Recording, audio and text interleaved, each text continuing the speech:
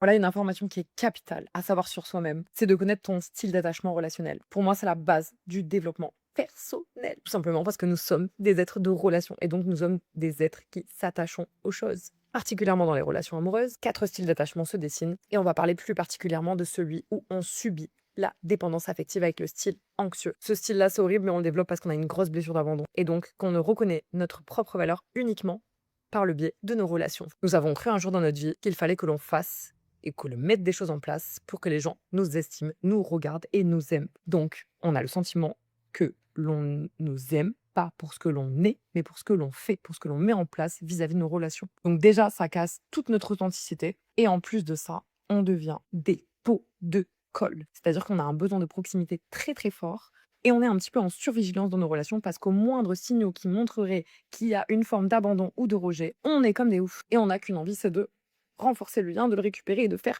tout ce qu'il faut parce que notre plus grande peur, c'est de perdre l'autre. Parce que si on perd l'autre, ça veut dire qu'on n'a pas de valeur.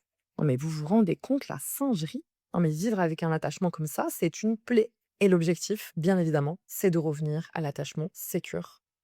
Et avant toute chose, à l'amour-propre, à se reconnaître en tant qu'être. Et là, c'est un sacré processus qui est engagé, parce qu'il y a énormément de choses à aller regarder de très, très près. Si ça vous intéresse, n'hésitez pas à me le dire, comme ça je ferai d'autres parties.